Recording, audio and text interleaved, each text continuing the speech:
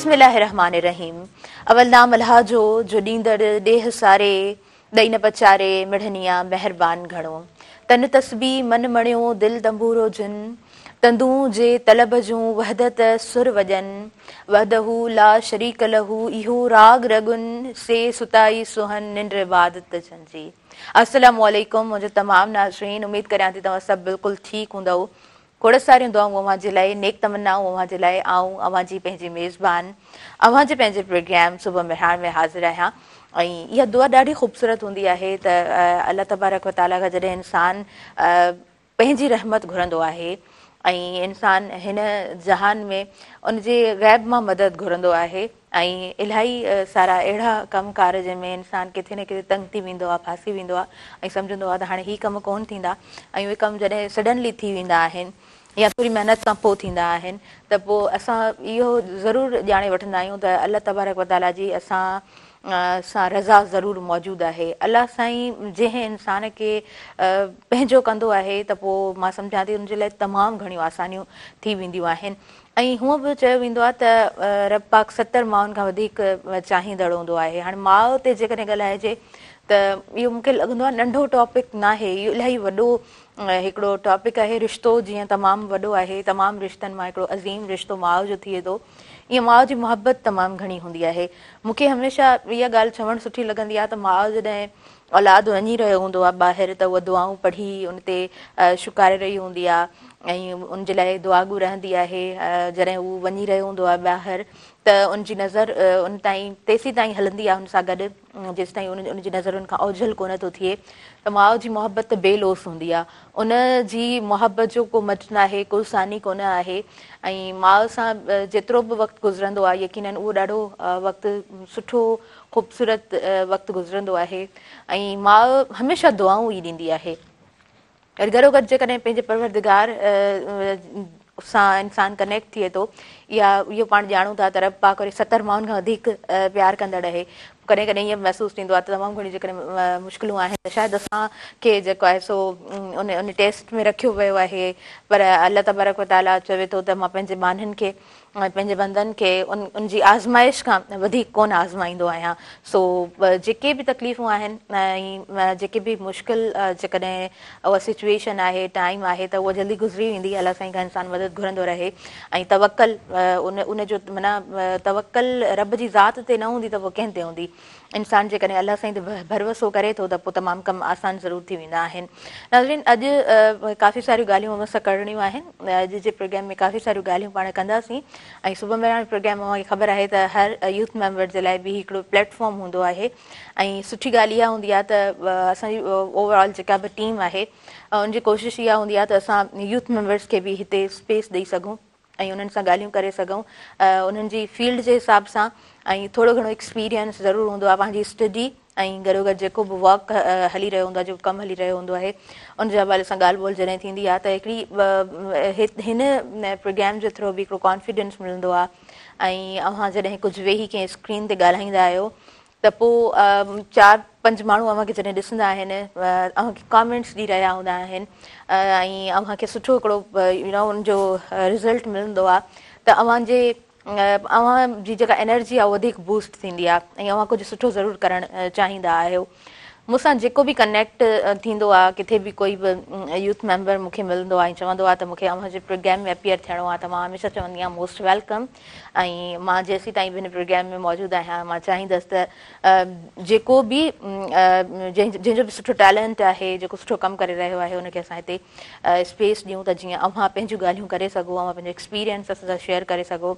अव्हांजा जेके कुझु टारगेट्स आहिनि, जेके गोल्स आहिनि उन्हनि खे तव्हां असांजे प्रोग्राम में डिस्कस करे सघो। उनजो हिकिड़ो फ़ाइदो त इहो थींदो आहे त तव्हां जॾहिं डिस्कस कंदा आहियो 2-4 शयूं पंहिंजे फ्यूचर जे लाइ त पोइ अव्हांखे ख़बर हूंदी आहे त इहा शइ इन रिकॉर्ड हूंदी आहे ऐं जेका शइ अव्हां सभिनी जे साम्हूं ॿुधाई आहे त मूंखे 4-5 ही कमु करणा आहिनि त पोइ अव्हां वधीक सुठे अंदाज़ में सुठे तरीक़े सां उन्हनि कमनि खे करे सघंदा आहियो। एतिरे टाइम में इहा शइ ऑब्ज़र्व बि कई आहे काफ़ी सारा यूनिवर्सिटी जा स्टूडेंट्स हिन प्रोग्राम में मूं विहारिया बि आहिनि ऐं मूंसां गॾु पूरो पूरो साथ हूंदो आहे मुर्तज़ा मजबूर साहिब जो, ख़ालिद जागिरानी साहिब जो ऐं पंहिंजे तमामु टीम मेंबर्स जो। त पोइ ही प्रोग्राम इन हवाले सां बि मुंहिंजे दिलि जे क़रीब रहंदो आहे। उन खां अलावा तमामु जेके बि मकतब फ़िक्र जा माण्हू असांजे प्रोग्राम में वेहनि था ऐं पंहिंजी फील्ड सां रिलेटेड जॾहिं बि ॻाल्हाईंदा आहिनि त उहा ॻाल्हि ॾाढी काराइती हूंदी आहे। मुंहिंजे ज़हन में अॼु इहो बि क्वेश्चन अचे पियो, माना कॾहिं कॾहिं का शइ पढ़ी वठंदा आहियूं न त पोइ उन ते पाण लिखंदा बि आहियूं, पंहिंजा थॉट्स बि शेयर कंदा आहियूं। जेकॾहिं का स्क्रीन आहे या मां काफ़ी अहिड़ा यूथ मेंबर्स बि ॾिसंदी आहियां त अव्हांजा जेके बि अकाउंट्स आहिनि तव्हां नंढियूं नंढियूं वीडियोस ठाहे उन्हनि ते अपलोड कंदा आहियो। उनमें फेसबुक आहे, टिकटॉक, वॉट एवर, इंस्टाग्राम, जेको बि प्लेटफॉर्म अव्हां वधीक इस्तेमालु करियो था उते सुठा जेके क्लिप्स हूंदा आहिनि, नंढा रील्स जंहिंखे पाण चऊं था या नंढियूं नंढियूं क्लिप्स जेके लॻाए छॾंदा आहियूं, उन्हनि खे घणो ॾिठो बि वेंदो आहे स्क्रोल कंदे। ऐं जेका यूज़फुल शइ हूंदी आहे, जेका काराइती शइ हूंदी आहे, उहा तमामु सुठे तरीक़े सां अॻियां बि वेंदी आहे। मां इहो बि ॾिसंदी आहियां त काफ़ी सारनि ऐप्स ते असां वटि फज़ूल शयूं हली रहियूं हूंदियूं आहिनि जंहिंजो को ख़ासि मक़सदु कोन हूंदो आहे, जंहिंजो असांखे को सुठो रिज़ल्ट कोन मिलंदो आहे, पर उनखे बि ॾिठो वेंदो आहे। त पोइ वाए नॉट, छो न असां का सुठी शइ अॻियां ताईं पहुचायूं, इंफॉर्मेटिव हुजे, फन बि हुजे ऐं इंफरटेनमेंट जंहिंखे पाण चवंदा आहियूं, त एंटरटेनमेंट बि हुजे, इंफॉर्मेशन बि हुजे, त सुठो पढ़ण सां का सुठी शइ डिलीवर ज़रूरु करे सघिजे थी। किताबु पढ़ण जो मक़सदु जे हद ताईं मां सम्झी सघी आहियां त इहो आहे त असांजा पंहिंजा थॉट प्रोसेस आहिनि, छाकाणि त पाण मुकमल इंसान आहियूं, पाण सोचींदा आहियूं, मुख़्तलिफ़ शयूं असांजे जॾहिं साम्हूं ईंदियूं आहिनि, मुख़्तलिफ़ माण्हुनि जा जॾहिं वीचार असांजे साम्हूं ईंदा आहिनि त असांजे ज़हन में हिकु इंफॉर्मेशन कलेक्ट थी रही हूंदी आहे। किताबु पढ़ण सां थींदो ईअं आहे त कुझु शयूं जिन खे असां सही सम्झी रहिया हूंदा आहियूं, कुझु वक़्त खां पोइ रीडिंग कंदे कंदे असांखे सम्झ में ईंदो आहे त अच्छा हीअ फलाणी शइ जंहिंखे मां हीअं सम्झ में पए, इहा दर हक़ीक़त त हीअं आहे। उहो जेका ग़लति शइ असांजे माइंड में ठहियलु हूंदी आहे त उनखे असां करेक्ट करे सघंदा आहियूं। इहो किताबु पढ़ण जो फ़ाइदो आहे। या कुझु उहे शयूं जिन खे असां सही सम्झी रहिया हूंदा आहियूं, केतिरे टाइम खां के ॻाल्हियूं जेके असांखे ॿुधायूं वेंदियूं आहिनि त बाबा हीअ शइ हीअं आहे, हीअं आहे, हीअं आहे, उन्हनि ॿुधायल ॻाल्हियुनि ते असां अमल कंदा आहियूं ऐं असां सम्झंदा आहियूं त इहे ॻाल्हियूं बिल्कुलु ठीकु आहिनि, बिल्कुलु दुरुस्त आहिनि। किताबु पढ़ण सां अव्हांजो जेको मुतालियो आहे जेकॾहिं मज़बूत आहे, तव्हांखे ख़बर पवंदी आहे त हीअ शयूं जिन खे मां सही सम्झ में पई, इहे त दरहक़ीक़त हीअं आहिनि जंहिंजो त को मक़सदु ई कोन आहे। त किताबु पढ़ण जा इहे बि कुझु फ़ाइदा आहिनि। ऐं जेकॾहिं किताबु पढ़ण जी ॻाल्हि थिए थी त मां हमेशह हिकिड़ो मिसाल ॾींदी आहियां त पाण जॾहिं चांहि जो कप खणंदा आहियूं त उनखे पाण हिकु जॻह ते पीअंदा आहियूं, कॉफ़ी खणंदा आहियूं त पाण हिकु जॻह ते उनखे पीअंदा आहियूं, मतिलबु थोरो टाइम लॻंदो आहे, सिप असां जेको आहे थोरो टाइम लॻाईंदा आहियूं, पर उहो गरम गरम असांखे चांहि जो कप बि सुठो लॻंदो आहे, कॉफ़ी बि असांखे ईअं सुठी लॻंदी आहे।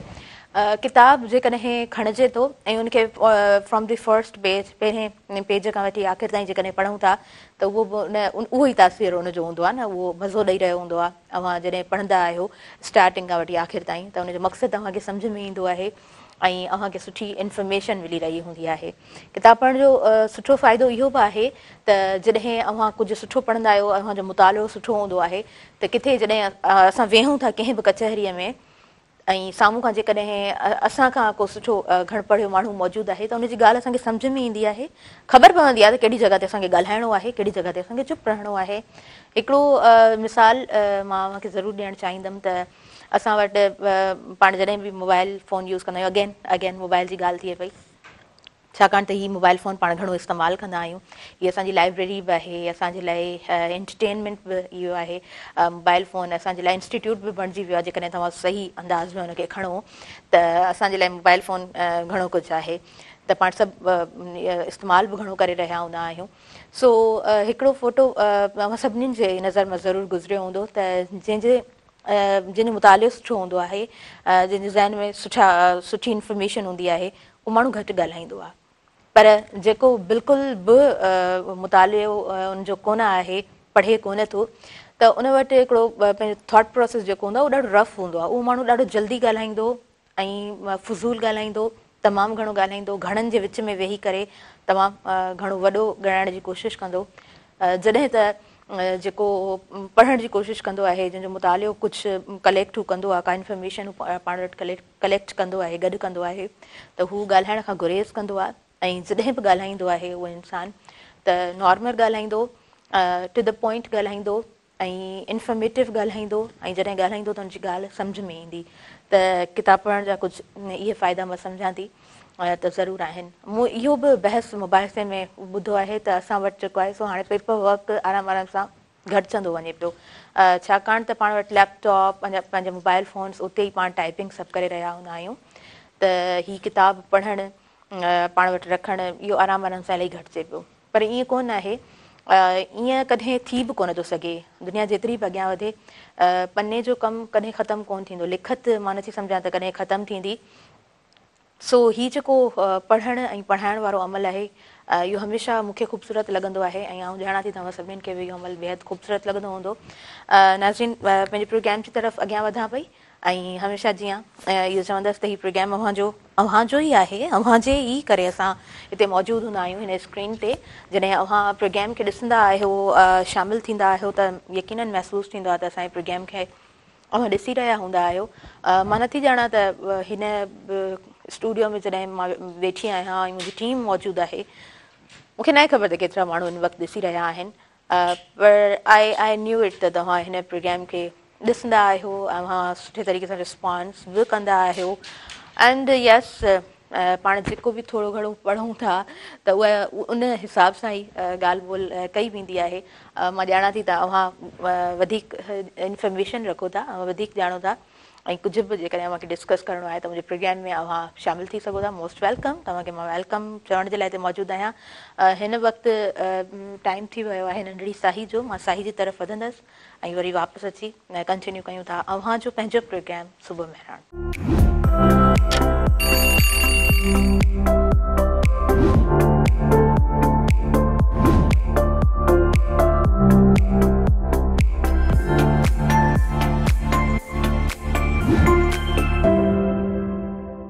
ॾिसंदड़नि खे आउं ॿीहर भलीकार चवां थी अव्हांजे पंहिंजे प्रोग्राम सुबुह महिराण में। डॉक्टर सलवत अस्करी साहिबा सां गॾु मौजूदु आहिनि। मैं आपको वेलकम कहती हूँ। अस्सलाम वालेकुम। वालेकुम अस्सलाम। डॉक्टर साहिबा कैसी हैं आप, ठीक हैं? जी बिल्कुल ठीक, आप कैसी हैं? अच्छा जनाब, डॉक्टर साहिबा जी जेकॾहिं ॻाल्हि कयूं त पाण जेको आहे एस्थेटिक क्लिनिक रन करे रहियूं आहिनि कराची में ऐं ओको वाइब्रोथेरेपी ब्यूटी हेल्थ जे हवाले सां आज जे प्रोग्राम में असां ॻाल्हाईंदासीं। डॉक्टर साहिबा, मैं आपसे पूछना चाहूँगी कि क्लिनिक्स इस टाइम में हम देख रहे हैं कि काफ़ी अच्छे तरीके से रन कर रही हैं, तो इन क्लिनिक्स का क्या फ़ायदा होता है? ज़्यादातर ख़वातीन जो आती हैं या मर्द हजरात भी जिस तरह से वो ट्रीटमेंट ले रहे हैं, तो वो स्किन के लिए कौन कौन से ट्रीटमेंट इस टाइम पे बहुत है? हाँ जी, मैं बिल्कुल ये बताना चाहूँगी कि देखिए आजकल जो हमारे यहाँ प्रोडक्ट्स हैं और बहुत अच्छे अच्छे सीरम्स हैं, बहुत सारी अच्छी ट्रीटमेंट्स हैं, लेकिन इसमें हमें सबसे ज़्यादा फोकस करना होता है उन चीज़ों को कि जो हम ऑर्गेनिकली यूज़ कर सकें। जैसे कि आपकी न्यूट्रिशन जिसमें आपको मिले, आपकी स्किन के लिए भी बहुत ज़रूरी है कि आपकी ग्लोइंग बरकरार रहे। आप कोई भी चीज़ इस्तेमाल करें, आपके जैसे धब्बे हो जाते हैं, दाने होते हैं, उसके बाद के जो दानों के बाद के जो धब्बे होते हैं ना, वो नहीं जाते, ठीक है, जो मार्क नहीं जाते डार्क। तो उसके लिए जो है ना, स्पेशली मेरे पास बहुत अच्छे प्रोडक्ट्स हैं जो आप लगाते रहें और उसके साथ साथ अपनी एक्सरसाइज को बरकरार रखें। एक्यूवाइब्रोथेरेपी के जरिए मैं ये ब्यूटिशियन के लिए जो भी ट्रीटमेंट दे रही हूँ, तो वो बहुत इफेक्टिव है। और इस तरह के आपको अपनी स्किन को बहुत साफ सुथरा रखना चाहिए और ऑक्सीजनेट रखना चाहिए। स्किन के लिए आपको अच्छा डाइट लेना चाहिए, डाइट की भी टाइमिंग होना चाहिए, जो कि एक्यूवाइब्रोथेरेपी का एक उसूल है कि बेसिक आपको अपनी जो डाइट है ना, वो टाइम पे लेना चाहिए। जी अच्छा, अगर हम डॉक्टर साहिबा अगर हम डाइट की बात करते हैं तो डाइट किस तरह होनी चाहिए? अगर आप थेरेपी ले रहे हैं और साथ में आप डाइट का भी अगर प्रॉपर जिक्र करें तो ये क्लियर हो जाएगा। बहुत अच्छा क्वेश्चन आपने किया है। यही चीजें जो है ना नॉलेज में होना चाहिए कि हम बहुत अच्छी महंगी महंगी चीजें खा रहे होते हैं, बहुत तो समझते हैं कि बहुत अच्छे हो जाएंगे, इससे बिल्कुल कोई फर्क नहीं पड़ता। आपको ना डाइटिंग करना है, ना आपको महंगी चीजें लेना, आपको वो चीजें लेना है जो आपको टाइम पे जब आप खाएंगे तो फिर आपके अंदर खुद ब खुद वो फिटनेस, आपकी जो हेल्थ है वो अच्छी होना शुरू हो जाती है और स्किन जो है ना आपकी बहुत फ्रेश लुक आ जाता है। ठीक है, वो ये कि सुबह नाश्ता मोस्ट इम्पॉर्टेंट है और अगर कोई वजन के ज्यादा लोग हैं तो भी वो अपना नाश्ता ना स्किप करें। ठीक है, नाश्ता जरूर करें। उसके साथ साथ मैंने भी एक अपना सीरियल भी बनाया है जो कि आप उसके डाइट ले सकते हैं, एक अच्छी डाइट, वो भी मैं इंशाल्लाह आपको बताऊंगी बहुत जल्दी। लेकिन अभी ये कि आप लोग 8 घंटे का अगर गैप रखेंगे ना एक खाने से दूसरे खाने का, तो समझ लें कि आपके अंदर इम्यूनिटी डेवलप होना शुरू हो जाएगी, कुव्वत मुदाफियत आपकी बढ़ना शुरू हो जाएगी। क्योंकि बीच में आप अला बला कोई भी ऐसी चीज ना लें, कोई स्नैक्स ना लें, चिप्स ना लें, ऐसी चीजें ना लें, सॉफ्ट ड्रिंक्स ना लें, तो ये आपके लिए एक बेहतरीन आपका इलाज है। समझ लें कि ये आपका कंप्लीट इलाज है। और रात का खाना कम से कम सोने से 4 घंटे 2 घंटे पहले आप खाना खा लें, और पानी की मकदार भी रात को मगरिब के बाद कम कर दें, क्योंकि उससे भी आपका लिए आपकी किडनी पे जोर पड़ता है। सही, ठीक, मतलब फ्रूट्स अच्छे लेने चाहिए और जो है ड्राई फ्रूट लेना चाहिए, हेल्दी चीजें लेनी चाहिए, फ्रेश ड्राई फ्रूट भी आपको जब लेना चाहिए कि आपको सोने से 6 घंटे पहले ड्राई फ्रूट लें। ड्राई फ्रूट कभी आप बिल्कुल रात में ना लें। जैसे कि हम मूंगफलियां खा रहे हैं तो खाए जा रहे हैं, आपको नहीं पता ये सब आपके लिए नुकसान दें। ये सब चीजें जो है ना सुबह की खाने की हैं। सुबह में आप ये चीजें खाएंगे, और बीच में जब आपको भूख लगे बहुत ज्यादा तो फिर आप फल ले सकते हैं, केला ले लें आप, और कोई अमरूद ले लें, ऐसी चीजें ले सकते हैं। सही। अच्छा, फ्रूट खाने का सही प्रॉपर टाइम क्या है? मतलब काफी लोग तो रात के टाइम भी खा रहे होते हैं, और जो है मॉर्निंग में भी काफी लोग खा रहे होते हैं। प्रॉपर टाइमिंग मैं आपसे पूछना चाहूंगी। देखिए, इसके लिए जो अगर आप पल्प के साथ ले रहे हैं, जैसे कि आप पूरा फल ले रहे हैं ना, जैसे उसका फाइबर, उसका वो भी ले रहे हैं, कार्ब्स भी उसमें होता है, सब होता है ना, तो वो जो अगर जूस नहीं ले रहे हैं तो फिर आप फल किसी टाइम पे भी ले सकते हैं। ये बिल्कुल गलत कॉन्सेप्ट है कि फल जो है इस टाइम पे खाना चाहिए, इस टाइम पे खाना चाहिए। आप हर टाइम पे, लेकिन इसकी मकदार कम होती है ना, जब किसी चीज की मकदार कम होती है ना तो वो कभी भी नुकसानदेह नहीं होता, एसिडिक नहीं होता, कोई ऐसी चीज नहीं होती। ठीक है, सही, बिल्कुल ठीक, बिल्कुल ठीक। और अगर आपको गला खराब होने का खतरा है कीनू वगैरह से, तो आप उसके बाद फौरन एक लौंग मुंह में रख ले या चबा ले। Okay, fine fine. ये तो बहुत अच्छा नुस्खा आपने दिया है डॉक्टर साहिबा। और मैं ये लाइव प्रोग्राम में जरूर कहना चाहूंगी डॉक्टर साहिबा के आपसे मेरी इस प्रोग्राम में काफी दफा बातचीत तो हुई है, लेकिन फेस टू फेस हमने एक दूसरे से कभी कोई इस तरह की बात नहीं की, मतलब हम बैठे ही नहीं है। मैं आपको इनवाइट भी करना चाहूंगी, आप हैदराबाद आएं और हमारे प्रोग्राम में तशरीफ फरमा हो, तो काफी इंफॉर्मेटिव प्रोग्राम हमारे तमाम व्यूवर्स तक पहुंचेगा और काफी अच्छा रहेगा हमारे लिए। अच्छा जी, मैं आपसे ये भी पूछना चाहूंगी कि जब हम एस्थेटिक क्लिनिक की बात करते हैं तो ग्लो का बरकरार रहना या बालों का वो बाल करें, हम चाहते हैं कि बाल ग्रो करें, लेकिन हम सबको मालूम है, वी ऑल न्यू इट, के वो जो प्रोसेस होता है ग्रो होने का बालों का, वो बहुत ही मतलब कम बाल ग्रो होते हैं ना, और टाइम प्रोसेस ज्यादा होता है। लेकिन ये जो बाल है हमारे स्टे कैसे करें, ग्लो बरकरार कैसा रहे, किस तरह रहे, तो प्लीज आप हमें बताइएगा कि इसकी क्या जो है वो ट्रीटमेंट होती है। देखिए, सबसे अच्छी जो कुदरती, जो मैं कहती हूँ नेचुरल वे में जो आप ट्रीटमेंट कर सकते हैं, वो ये कर सकते हैं कि आपके जो सोते हैं जब आप, तो मेलाटोनिन जो आपके अंदर जो जमा होती है, तो उससे जो है ना आपके बाल सबसे बेहतरीन होते हैं, सबसे बेहतरीन बाल। और आंखों की बीनाई भी अच्छी होती है। अगर आप 10 बजे से लेके आप 3 बजे तक सो लें, 3 बजे भी नहीं चलें, 2 बजे तक सो लें 10 बजे से लेके, तो आपकी ग्रोथ बालों की खुद ब खुद बढ़ना शुरू हो जाएगी, आपके बाल शाइन अच्छी होना शुरू हो जाएंगे। और उसके बाद जब आप बाल कभी भी धोएं तो पहले बाल धो के फिर तेल लगाएं, थोड़ा सा तेल जड़ों में लगा के रखा करें। अच्छा। यकीन करें। और उसके बाद कॉम्बिंग करा करें। कंघा आप जितना कर सकते हैं बालों में, कंघा आप 5-6 दफा भी कंघा कर लेंगे बालों में, तो आपको कभी किसी भी चीज की जरूरत नहीं होगी, इवन तेल तक की जरूरत नहीं होगी। अगर आपने अपने बालों को, ये एक तरह का मसाज होता है बालों का, कॉम जो होता है ना, कंघा जो होता है, वो बालों का मसाज के लिए अल्लाह ने बनाया, और वो जिंदा रहते हैं। जिंदा हमेशा हम मर जाते हैं, लेकिन हमारे बाल हमेशा जिंदा रहते हैं। ये मैं आप लोगों को बहुत गौर से सुनने वाली बात है कि अपने बालों को हमेशा आप साफ रखें, और चाहे पानी से धो लें, लेकिन उसमें मिट्टी ना हो और बालों में कंघा हो, तो बाल आपके बिल्कुल लंबे नागन की तरह चुटिया हो जाएगी आपकी। Oh my God ji. Doctor साहबा, मैं समझती हूँ कि मतलब फ्रेश होने के बाद बालों में लाइट सा ऑयल लगाना, फिर वो हेयर बिल्कुल स्टाइलिंग, और आप हाँ अगर डेली रूटीन में बाहर जा रहे हैं, अगर आपका जिस तरह मेरा काम है, तो मतलब हम फ्रेश होने के बाद तो वो ऑयलिंग लाइट सी नहीं कर सकते ना, तो क्या तो आप उसकी ना जगह करें, क्या? ना करें, आप ऑयलिंग ना करें। आप ये करें कि आप कंघा जरूर करते रहा करें। हर वक्त आप बालों में कंघा करेंगे ना, तो आप यकीन करें कि वो बाल जो है ना आपके, अगर आप पानी से बाल धो के कंघा करेंगे ना, तो आपकी स्टाइलिंग हो जाएगी बालों में, जी आप सोच नहीं सकते। ठीक है जी, ठीक है। अच्छा ठीक है। डॉक्टर साहबा, ये फेस पे उम्र के साथ जाहिर सी बात है जवानी भी ढलनी है, और हम देखते हैं कि इतनी खूबसूरत खूबसूरत लड़कियां जो है वो भी क्लिनिक्स जा रही होती हैं कि हमारा ग्लो बरकरार रहे, फेस पे कोई कोई जो है वो रिंकल ना हो, कोई डार्क स्पॉट ना हो।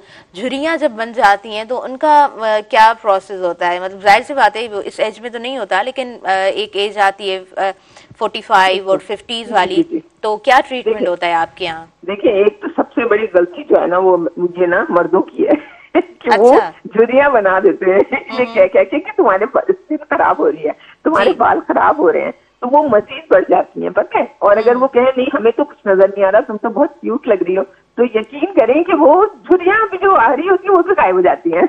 आधे मसाइल वही खत्म हो जाएंगे वही औरतों खत्म के। हो जाएंगे। लेकिन आप ये है कि अगर आपको ऐसा हो रहा है तो आजकल बहुत अच्छे अच्छे सीरम आए हुए हैं, जी आप सीरम इस्तेमाल करें। और अगर आप सीरम इस्तेमाल नहीं करना चाहते हैं तो जो ये होता है गुलाब की पत्तियां होती है ना, उनको आप पीस लें, सूखी हुई बाजार से ले लें और उनको आप ग्राइंड कर लें, ठीक है, ड्राई। और उसके बाद उसके अंदर आप थोड़ा सा बेसन डाल दें, और वो डाल के फिर आप उसमें दूध डाल लें, और इससे आप सिर्फ मुंह धो लें अपना। आप यकीन करें कि आपको कोई भी प्रॉब्लम खत्म हो जाएगी आपकी स्किन की, कोई भी। सही, बिल्कुल ठीक, बिल्कुल ठीक। अच्छा जी, उसके अलावा भी अभी जो है जिस तरह का मौसम चल रहा है, इसमें घुटनों में दर्द बहुत ज्यादा हो जाता है जो बड़ी उम्र के लोग हैं, और बच्चों के यहाँ भी ये प्रॉब्लम्स ज्यादा हो रहे हैं कि शोल्डर्स फ्रीज हो जाना, घुटनों जी का जी बिल्कुल दर्द, बिल्कुल, हाँ हाँ, और ये बैक बहुत बोन अच्छा। का जो दर्द है वो बहुत ज्यादा अभी कॉमन है। तो इसके क्या कुछ ये नुस्खे आप हमारे साथ शेयर करेंगी, या ये प्रॉपर तायरा, थेरेपी आपने लेनी चाहिए? बहुत अच्छे सवाल करे। मेरे दिल की बातें जो मैं भूल गई थी वो आपने कर ली। जी ये देखिए, आजकल ना जो पोल्यूशन की वजह से और वैसे भी आप लोगों के खाने पीने की वजह से जो आपको घुटनों में, जोड़ों में हर जगह दर्द रहता है, बच्चों के बड़ों के सबके साइकोलॉजिकल पेन भी होता है, ये टेंशन की भी दर्द होते हैं, पता है आपको। तो अब आप इसमें क्या करें कि एक हल्दी, बड़ा चमचा हल्दी का एक लें, ठीक, पिसी हुई हल्दी, ठीक है। ठीक और है। उसके अंदर एक चमची आप मलेठी पाउडर डालें, मलेठी होती है, ठीक है। और अगर मलेठी नहीं है तो कोई मसला नहीं है, आप एक चमचा हल्दी डालें और आधी चमची उसमें काली मिर्च पिसी हुई डालें, और 10 लौंगों को पीस के डाल दें, ठीक, ठीक है। ये पाउडर बना के रख लें, दूध के साथ, पानी, गर्म पानी के साथ, किसी के साथ भी एक चुटकी आप रोज खा लें। और आप यकीन करें कि आपके सारे जोड़ों के दर्द, आपकी सीने की प्रॉब्लम, आपकी नाक की, साइनस की सब प्रॉब्लम ठीक होना शुरू हो जाएगी। जी। ठीक है, अच्छा अच्छा डॉक्टर साहबा, ये नुस्खा तो बहुत अच्छा है, लेकिन जिनको मैदे का मसला है, वो जलन हो जाती है मैदे में, एसिडिटी का जो जी जी। प्रॉब्लम कॉमन है, तो क्या उनके लिए ये कारआमद है? अब मैं आपको बताती हूँ, ये देखें, अगर इसमें काली मिर्च और हल्दी होती तो ये नुकसानदेह होता थोड़ा सा मैदे के लिए, लेकिन क्योंकि इसमें मैंने लौंग आपको कहा है 10 पीस के डालें, वो एंटी इंफ्लेमेटरी है, मतलब कि पूरे जिस्म की जो वरम है ना, किसी भी बीमारी की वजह से अगर वो हो रहा है तो वो इससे खुद ही सबसाइड हो जाएगा, खुद ही चला जाएगा वो, ठीक है। आप करके देखें, इससे कोई नुकसान नहीं है। दूध के साथ ले लें, पहले वो दूध का एक घूंट ले लें, उसके बाद एक चुटकी ये खा लें, और उसके बाद आप दूध पी लें या फिर पानी पी लें, इंशाल्लाह कुछ नहीं होगा, बिल्कुल ठीक रहेगा। ओके ओके, जबरदस्त। अच्छा डॉक्टर साहिबा, एक और भी सवाल मेरे जहन में है कि इस मौसम में एलर्जिक जो पर्सन होते हैं उनको सीने का मसला बहुत ज्यादा हो जाता है, कफ बहुत ज्यादा हो जाती है, तो क्या उसका क्या हल है कि आप जो है वो नॉर्मली मौसम को भी इंजॉय करें और मौसम के लवाजमात जो हैं उनको भी इंजॉय करें? बिल्कुल, आप ना मेरी ये सब बात ये पल्लू से बांध लें, जैसे कहते हैं ना, एक अपना बिल्कुल दिमाग में बना के रख लें कि आप हर वक्त अपने मुंह के अंदर लौंग रखना शुरू करें, आहिस्ता आहिस्ता लौंग, उससे आपके दांत मजबूत मसूड़े मजबूत, रेस्पिरेटरी ट्रैक जो आपकी पूरी सांस की नाली है उसका वरम उतरता है, और रात को खांसी आना बंद हो जाएगी आपकी, और आपको बाहर जाएंगे तो आपको कोई एलर्जीज नहीं होंगी। इसके साथ आपको मीठा बंद करना होगा, रात को मीठा खाना छोड़ें। हर एलर्जी की बीमारी जो है वो रात को मीठा खाने की वजह से होती है। ये जितनी भी जैसे बीमारियां हो रही हैं वो भी इस चीज से होती हैं। सही, ये तो बहुत ही सिंपल सॉल्यूशन आपने बताया है जो कि हर आम जो भी हमारा व्यूवर सुन रहा होगा उसके लिए बहुत ही ये कारआमद नुस्खा है। और रात को दूध लेना, मिल्क का एक ग्लास, वो भी तो मतलब उसमें भी तो हम शहद डालते हैं या शुगर ऐड करते हैं, तो मतलब वो ऐड ना करें, वैसे मिल्क पिया जा सकता है? नहीं नहीं, आप बेशक आप करें, लेकिन आप बिल्कुल सोते वक्त नहीं लिया करें कोई भी चीज। सोते वक्त सिर्फ आप मुंह में लौंग रख सकते हैं और वो भी चबा के थूक दें, तो आपके मुंह में कीड़े नहीं लगे, कभी भी दांत में कीड़ा नहीं लगेगा, कभी बदबू नहीं आएगी आपके मुंह से, और कभी आपको ना अंदर आपकी सारी इन्फ्लेमेशन सही रहेगी। ओके। अब हम पाकिस्तान के लिए लौंग जो है ना वो इतनी इम्पोर्टेंट हो गई है कि लौंग आपकी हर बीमारी का टर्मरिक और ये लौंग, इनका बहुत फायदा मैंने भी काफी जगहों पे पढ़ा है। और हम जो है वो इन चीजों से, आपको डॉक्टर साहब ये महसूस होता है कि हम इन चीजों से दूर जाके और फिर हम क्लिनिक्स की तरफ जब मूव करते हैं तो हम वही जाली हो गए, जाली हो गए जी। हमें हमेशा फॉलोअर्स हो गए, हमें अपनी कोई सोच नहीं रही है, दूसरे की नकल करना, दूसरा ब्रांड इस्तेमाल कर रहा है तो ब्रांड हम इस्तेमाल करेंगे, हम अजीब से हो गए हैं, हमारी कोई शख्सियत नहीं रही है, हम दूसरों के हैं। ठीक है ना जी? बिल्कुल बिल्कुल ठीक है।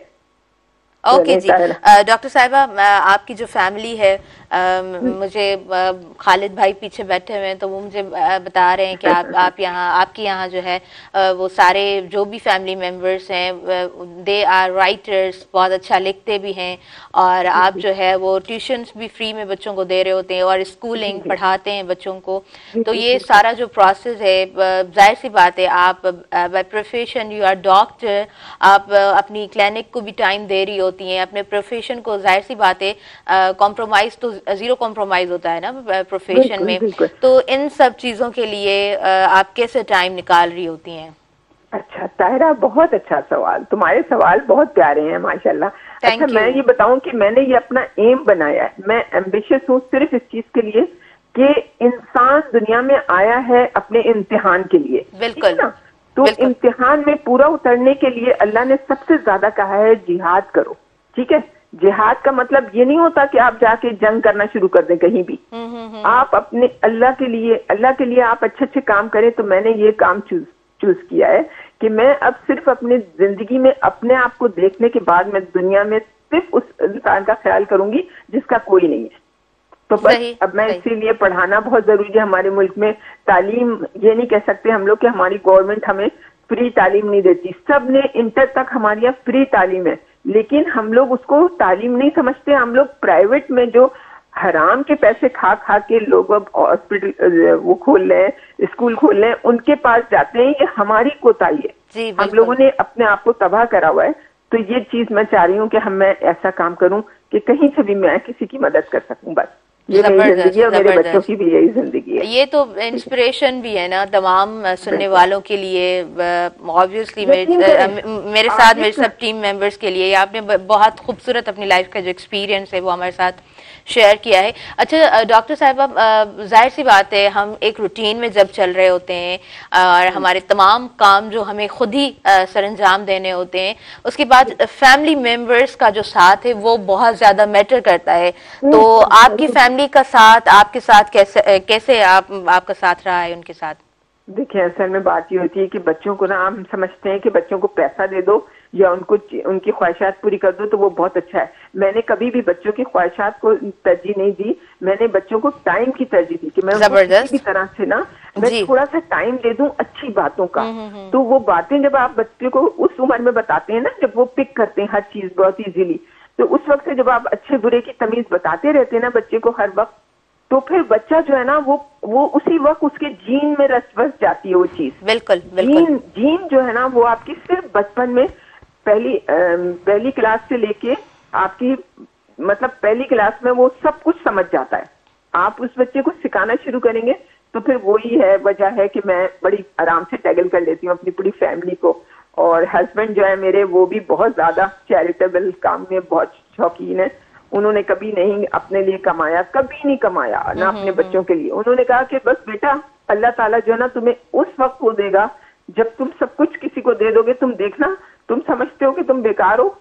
यकीन करें वो ऐसे ऐसे बुरे हालात से गुजरे हैं, मतलब जान उनकी बची है, कैसे अल्लाह ने बचाई है, बस सही मैं सही आपको बता रही हूँ। सही। तो ये बहुत अच्छी चीज है, बच्चों को शुरू से आप टैगल कराएं, आप उन्हें टैगल करें, बस बच्चे को, बच्चे के अंदर टेंडेंसी पैदा करें कि वो अच्छे बुरे की तमीज सीख ले। बिल्कुल ठीक, बिल्कुल ठीक। डॉक्टर साहिबा, कल जब मैंने प्रोग्राम किया था, कल भी एक डॉक्टर ही थे मेरे स्टूडियो में मेरे साथ, तो साइकेट्रिस्ट थे वो। मैंने अपने इंट्रो में कहा कि हर वक्त हम स्ट्रांग नहीं रह सकते, मेंटल हेल्थ अच्छी रहना, इसका मतलब ये नहीं है कि आप स्ट्रांग हर वक्त रहें, लेकिन हाँ मुश्किल हालात में पिकअप करना हर चीज को, खुद को, हालात को संभालना, इसको हम कह सकते हैं कि हम मेंटली फिट जरूर हैं। अच्छा जी डॉक्टर साहिबा, आपकी जो डॉटर इन लॉ है, आपकी जो बहू है मुनैनजा, उनका साथ कैसा रहा है आपके साथ? बिल्कुल बिल्कुल, मैं आपको बताऊं कि वो बिल्कुल एंटायरली डिफरेंट माहौल से आई थी मेरे पास। मतलब जैसा मेरा माहौल था उस हिसाब से बिल्कुल अलग था। लेकिन आप यकीन करें कि मैंने उसको हर चीज की छूट दी हुई थी। मैंने कहा जो तुम्हें करना है करो। मैं देखें, आप ना अगर कोई लड़की शादी करके आती है ना किसी सास के पास, तो सास को सबसे पहले पूरे घर को कह देना चाहिए कि इसको इसके हाल पे छोड़ो, हमें देखना है ये है कैसी, चाहे ये बुरी भी होगी, इससे कुछ नहीं कहना है। सही सही। और अपने माहौल से तुम चलते रहो और उसको कभी इंसिस्ट नहीं करो। यकीन करें, लड़कियां सिर्फ अपना ससुराल संवारती हैं। आपको गलत फहमी है कि लड़कियां ऐसी होती हैं वैसी होती हैं, वो उनको इरिटेट करा जाता है। लड़कियों को पहले उसको मौका दे दो और बहुत कामली बात करो, तरीके से बात करो, फिर वो लड़की कभी भी जाहिर सी बात है, आपको माहौल क्रिएट करना होता है किसी को। अगर आप चाहते हैं कि वो इंसान एडजस्ट करे, तो थोड़ा बहुत हमें भी एडजस्ट करना होता है। जाहिर सी बात है, अगला इंसान छोड़ के, जी बिल्कुल छोड़ के आती है लड़की, और पता नहीं कैसे कैसे माहौल में कितने कितने लोगों को देखना पड़ता है उसे। तो आप उसे, जो सास होती है ना, सबसे बड़ा उसका काम होता है कि वो उसको बहुत क्वाइट रखे, ऐसे रखे कि जैसे तुम अपने घर में आई हो, इस तरह करे। खूबसूरत बहुत खूबसूरत बात की आपने। और आपका जो बेटा है शर्जील साहब, उनके हवाले से भी मैं पूछना चाहूंगी। He is a good writer, और उनका जाहिर सी बात है, माँ के लिए एक बेटा एक पिलर होता है, मजबूत पिलर। तो उनका साथ कैसे रहा है? उसने तो मुझे 14 साल की उम्र से मेरा साथ दिया, जो मैं आज इस जगह पे पहुंची। माशाल्लाह जी, माशाल्लाह। क्योंकि मैं अकेले कभी निकलती नहीं हूँ कहीं भी। तो मेरा बेटा जब मेरे साथ निकलता था तो लोग कहते थे ये कितनी लड़की हर वक्त घूमती रहती है, हर वक्त अपने भाई के साथ घूमती रहती है।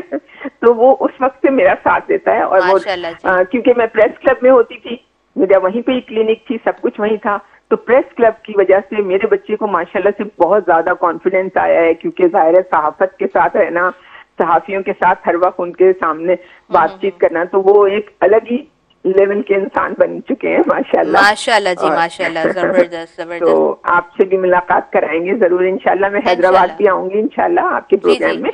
मुझे बहुत खुशी होगी आप जब भी मेरे प्रोग्राम में तशरीफ फरमाओगी। और आई न्यू इट, मैं ये 110% यकीन के साथ कह सकती हूँ कि उस दिन मेरा प्रोग्राम बहुत खूबसूरत प्रोग्राम हमारे व्यूअर्स तक जाएगा। अच्छा, लास्ट में मैं आपसे छोटा सा मैसेज लेना चाहूंगी डॉक्टर सलवत, क्या मैसेज होगा आपका? मेरा सबसे बड़ा मैसेज यही है कि आप एक दफा अपनी जिंदगी में एक एक्टिविटी को बढ़ा लें। कौन सी एक्टिविटी? आपके पास कुछ भी नहीं है, बिल्कुल आप बेकार हैं, आपका खाना पीना भी नहीं है, आपकी जिंदगी बिल्कुल नाउम्मीद हो चुके हैं आप किसी से भी कहीं से एक दिन के लिए खाने का उधार करें और 2 आदमियों को मजबूर को बुला के अपने घर में खाना खिलाएं, अपने रिश्तेदारी को बुला लें जिनको कोई पूछता नहीं है जी। आप यकीन करें आपकी जिंदगी बनना संवरना शुरू हो जाएगी।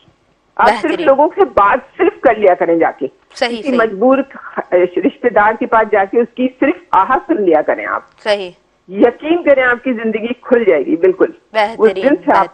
और उसके अलावा मैं आपको एक और मैसेज देना चाह रही हूँ। जो मैंने अपना प्रोडक्ट तैयार किया है, सीरियल है जो बहुत बेहतरीन नाश्ता ओट का है वो, लेकिन उसमें अच्छा। उसमें ऐसा जादू है कि आप हर तरह के, जो बच्चे का कद नहीं बढ़ रहा तो कद बढ़ता है।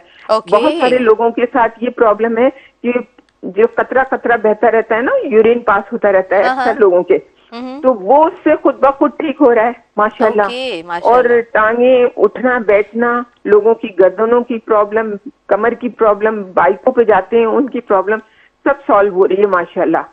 तो मैं आपके पास आके ये प्रोग्राम करूंगी, लेके भी आऊंगी, दिखाऊंगी भी। जी जी जी, इंशाल्लाह जी, इंशाल्लाह। मैं उम्मीद करती हूँ कि बहुत जल्द हम वो प्रोग्राम अरेंज कर पाएंगे। जी हाँ, बिल्कुल बिल्कुल डॉक्टर साहिबा, बहुत सारी दुआएं आपके लिए, और आप भी अपनी दुआओं में मुझे याद किया करें। बिल्कुल, आपकी दुआओं की तलबगार हूँ मैं। बहुत खुशियां दे। आमीन। बहुत अच्छे काम कर रही हो, बहुत अच्छा काम कर रही हो। Thank you so much, thank you so much doctor Salawat Askari साहिबा। बहुत अच्छा लगा आपको प्रोग्राम में फ़ोन पे, ज़ाहिर सी बात है हम कनेक्ट हुए हैं। नाज़रीन, आऊं हींअर ब्रेक, न्यूज़ ब्रेक जी तरफ़ वधां पई, न्यूज़ ॿुधूं था ऐं वरी वापसि अचूं था, कंटिन्यू कयूं था अॼु पंहिंजो प्रोग्राम सुबुह मेहरान।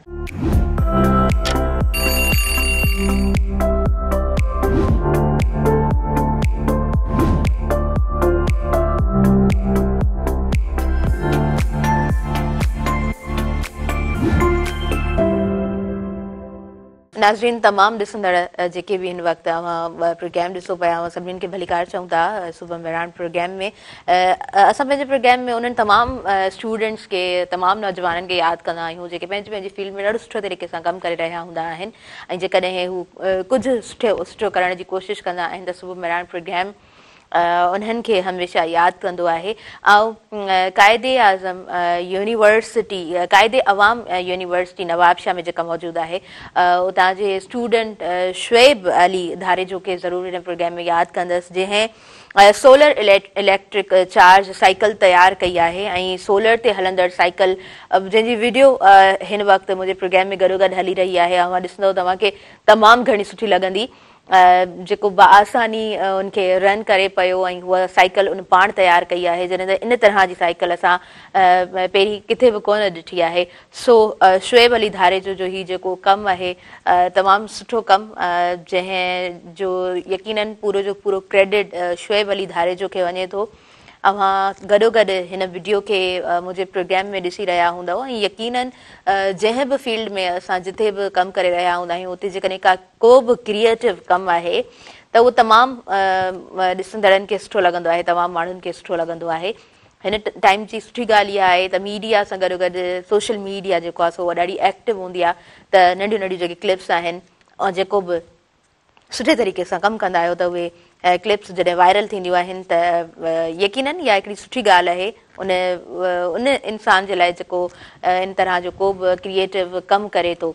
सो यस, शुएब अली धारेजो तव्हांखे असां मुबारकबाद बि ॾींदासीं हिन सुबुह मेहरान प्रोग्राम जे प्लेटफॉर्म जे ज़रिए। तव्हां ॾाढो सुठो कमु कयो आहे। क्रिएटिव हुजणु हिकिड़ी क्वालिटी आहे, इंसानु हर को क्रिएटिव बि कोन हूंदो आहे, ऐं तव्हां जेकॾहिं इंजीनियरिंग जी फील्ड खे चूज़ कयो था ऐं गॾोगॾु तव्हां जेकॾहिं पंहिंजे कम खे वाक़ई में एतिरो सीरियस वठो पिया त यकीनन तव्हांजे लाइ तमामु घणियूं मंज़िलूं आहिनि ऐं अव्हांजो तमामु घणो हिकिड़ो सुठो फ्यूचर बि आहे। ऐं यकीनन जेको इंसानु महिनत करे थो, जंहिंखे ख़बर आहे त मुंहिंजी फील्ड में आउं कुझु सुठो करे सघां थो या करे सघां थी, त उनजे लाइ तमामु घणियूं अपॉर्चुनिटीज़ आहिनि, मौक़ा तमामु घणा आहिनि। ऐं दुनिया त हमेशह टैलेंट खे वेलकम चयो आहे, पोइ उहो तव्हां अमेरिका ॾिसो, थाईलैंड ॾिसो, कैम्बोडिया कंट्री ॾिसो, आयरलैंड ॾिसी वठो, या दुनिया जा तमामु कंट्रीज़ जिथे जिथे बि अव्हांखे जिथे बि चांस मिले थो, अव्हां जेकॾहिं उन अपॉर्चुनिटी खे गेन कयो पिया त नो डाउट अव्हांजे लाइ हिकिड़ो सुठो फ्यूचर ज़रूरु आहे। ऐं हूअं बि ही जेको वक़्तु आहे हिन टाइम में असां जेको आहे सो हर फील्ड खे त हिकिड़ी पंहिंजी हैसियत हासिलु आहे, पर इंजीनियरिंग जी फील्ड, IT जी फील्ड, आर्टिफिशियल इंटेलिजेंस जी जेका फील्ड आहे उन में तमामु घणा मौक़ा मौजूदु आहिनि। सिंध यूनिवर्सिटी में बि डिपार्टमेंट आर्टिफिशियल इंटेलिजेंस जंहिंजो निकाद हिन साल थियो, उते बि शागिर्द पढ़ी रहिया आहिनि ऐं हज़ारनि जी तादाद में यूनिवर्सिटीज़ मां सुठा स्टूडेंट्स निकिरनि था। CGPN सां गॾोगॾु उन्हनि जो जेको कम हूंदो आहे, उन्हनि जी जेका पंहिंजे सब्जेक्ट ते ग्रिप हूंदी आहे उहा बि सुठी हूंदी आहे, त नो डाउट हिन टाइम में इलाही घणियूं अपॉर्चुनिटीज़ असां सभिनीनि खे मिली रहियूं हूंदियूं आहिनि। कोर्सेरा जी ॻाल्हि मां ज़रूरु करणु चाहींदमि, छो त स्टूडेंट्स ते ॻाल्हि हले पई। असां ॾिसो हर स्टूडेंट कंहिं बि इंस्टीट्यूट में वञी कोन थो पढ़ी सघे। अव्हां कंहिं बि यूनिवर्सिटी में पढ़ी रहिया आहियो या अव्हांखे जेकॾहिं को बि कोर्स करिणो आहे त हर को अफोर्ड कोन कंदो आहे त उहो कंहिं बि इंस्टीट्यूट में वञे ऐं उतां खां वञी सिखे। पर कोर्सेरा ते तव्हांखे हज़ारनि जी तादाद में कोर्स मिलनि था डिफरेंट, उते तव्हां करे सघो था। ऐं जेकॾहिं तव्हां सर्टिफिकेट वठणु चाहियो लास्ट में त पोइ कुझु चार्जिस हूंदा आहिनि जेके तव्हांखे पे करणा पवंदा आहिनि, पोइ तव्हांजो सर्टिफिकेट अची वेंदो आहे। सो अव्हां जेको आहे सो आसानी सां आराम सां उहे कोर्सिस करे सघो था। अॼु मुंहिंजे साम्हूं किताबु मौजूदु आहे, किताब जो जेको टाइटल आहे ॾाढो सुठो आहे, इंसान विकामे थो, ऐं शाइरी जो ही किताबु आहे। अब्दुल सत्तार आकाश ठिकराई साहिब जो ही किताबु आहे, जिन जो इंटरव्यू मूं पंहिंजे प्रोग्राम में ई हुननि जो इंटरव्यू कंडक्ट कयो ऐं ॾाढो सुठे अंदाज़ में हुननि ॻाल्हायो। हुननि जो जेको अंदाज़े बयां हुयो उहो बि बेहदि कमाल। हिकु शाइर जॾहिं लिखंदो आहे त तमामु कमाल लिखंदो आहे, ऐं जॾहिं उहो ॻाल्हाईंदो आहे त यकीननि बेहदि ख़ूबसूरत ॻाल्हाईंदो आहे। मूं उन्हनि जा टे जेके मूंखे उन्हनि किताब गिफ्ट कया, मूं उन्हनि जा टेई किताब पढ़िया। मूंखे उन्हनि जी शाइरी सुठी लॻी, पाण जेको आहे सो तमामु सुठो लिखनि था। हिननि जो उस्ताद जेके आहिनि इमदाद हुसैनी साहिबु, उन्हनि जो त को वटसानी न आहे। इमदाद हुसैनी जो हिकिड़ो पंहिंजो कमु आहे, उनजो हिकिड़ो पंहिंजो कमाल ज़रूरु आहे उनजी शाइरीअ में। हिन पोइट्री जो जेको टाइटल आहे उहो आहे माउ। ऐं जॾहिं प्रोग्राम शुरू कयमि त अॼु मुंहिंजे ज़हन में बसि माउ जो जॾहिं लफ़्ज़ आयो त माउ त पोइ माउ हूंदी आहे न, माउ जे लाइ त तमामु घणी फीलिंग्स हूंदियूं आहिनि। माउ ऐं अव्हांजो वालिद, उनजो त हिकिड़ो पंहिंजो ई ज़िंदगी में मक़ाम हूंदो आहे। अब्दुल सत्तार आकाश ठिकराई साहिबु लिखियो आहे त तुंहिंजे तरफ़ ॾिसण सां हिकु हौसलो मिले थो, पंहिंजी माउ खे थो चवे, तोॾे झुकी अचण सां हिकु हौसलो मिले थो। अहिड़ी अज़ीम हस्ती आहे सिर्फ़ु माउ जी, जंहिंजे मथां लिखण सां हिकु हौसलो मिले थो। दुनिया में हंज तुंहिंजी आ पहिरीं दर्सगाह, दुनिया में हंज तुंहिंजी आ पहिरीं दर्सगाह, हिन दर्स जे पढ़ण सां हिकु हौसलो मिले थो। इंसान हर मुसीबत में रब खे ई सॾे थो, ॿियो तोखे ई सॾण सां हिकु हौसलो मिले थो। केॾी बि आह मुश्किल आसान थी वञे थी, केॾी बि आह मुश्किल आसान थी वञे थी, हिन छांव जे मिलण सां हिकु हौसलो मिले थो। कदमनि में माउ जे ई जन्नत रखी वई आहे, हीअ ॻाल्हि ई ॿुधण सां हिकु हौसलो मिले थो। दुनिया में को बि रहबर तोखां वधीक नाहे, बसि एतिरो मञण सां हिकु हौसलो मिले थो।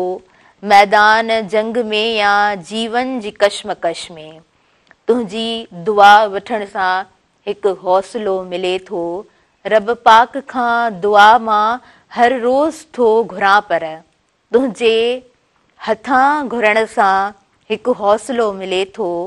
हालात सां विढ़ी मां कमज़ोर थी पवां थो, हालात सां विढ़ी मां कमज़ोर थी पवां थो, तो ते नज़र विझण सां हिकु हौसलो मिले थो।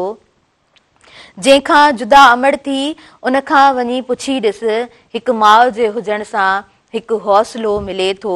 हिकु लफ़्ज़ में समायल केॾी मिठास आहे, हिकु लफ़्ज़ में समायल केॾी मिठास आहे, तोखे अम्मा चवण सां हिकु हौसलो मिले थो। आकाश एहतराम ऐं उकीर जी उमंग सां, आकाश एहतराम ऐं उकीर जी उमंग सां, हथड़ा संदई चुमण सां हिकु हौसलो मिले थो। रब पाक खां दुआ मां हर रोज़ थो घुरां, पर तुंहिंजे हथां घुरण सां हिकु हौसलो मिले थो, तुंहिंजे हथां घुरण सां हिकु हौसलो मिले थो। भई ॾाढो ॾाढो ख़ूबसूरत उन्हनि लिखियो आहे। ऐं जेका बि उन्हनि जी शाइरी जंहिंजे टाइटल ते आउं वञा पई, टाइटल बि ॾाढा सुठा ऐं शाइरी बि ॾाढी सुठी। सो अॼु मूं चाहियो त ही किताब जो सेशन बि पंहिंजे प्रोग्राम में रखिजे। ऐं किताब जे लाइ मां स्टार्टिंग में बि ॻाल्हायो, well I was not prepared to talk on books, मां जेको आहे सो रेडी न हुयमि बुक्स ते ॻाल्हाइण जे लाइ, पर जॾहिं किताब साम्हूं हूंदा आहिनि त मूंखे किताब कलेक्ट करण बि ॾाढा सुठा लॻंदा आहिनि ऐं नालो वठणु ख़ैर एतिरो बुरो न रहंदो। मां जॾहिं बि फ़हमीदा रियाज़ खे पढ़ंदी आहियां त मूंखे उहा ॾाढी सुठी शाइरा लॻंदी आहे।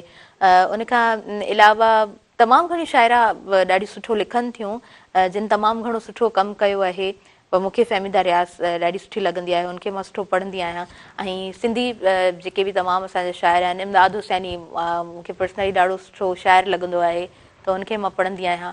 ऐं ॿिया बि शाइर सिलेक्टेड शाइरियूं तमामु घणियूं मूं वटि मौजूदु बि आहिनि, ऐं अक्सर पढ़ंदी रहंदी आहियां। सिर्फ़ु शाइरी न, पर किताब उहे जिन किताबनि पढ़ण सां इंसान जो मुतालियो वाक़ई स्ट्रॉन्ग थिए थो, सुठो थिए थो, उन्हनि किताबनि खे गॾु ज़रूरु रखणु घुरिजे ऐं पढ़णु बि घुरिजे। उनखां अलावा मां जेके न्यू राइटर्स आहिनि उन्हनि जी ॻाल्हि मां ज़रूरु करणु चाहींदमि। नालो वठणु मां ॿीहर चवंदसि त को बुरो कोन आहे। कबीर भील छोकिरो ॾाढो सुठो लिखंदो आहे ऐं उनखे मां पंहिंजे प्रोग्राम में बि इनवाइट कयो आहे। जॾहिं प्रोग्राम उन सां थींदो त यकीनन आउं वञा थी त उहो सुठो प्रोग्राम थींदो। व्यूअर्स, पहिरीं असां ब्रेक जी तरफ़ वधूं था। शॉर्ट कमर्शियल ब्रेक आहे, नंढो ब्रेक आहे, पोइ वापसि अचूं था, कंटिन्यू कयूं था अव्हांजो पंहिंजो प्रोग्राम सुबुह महिराणा।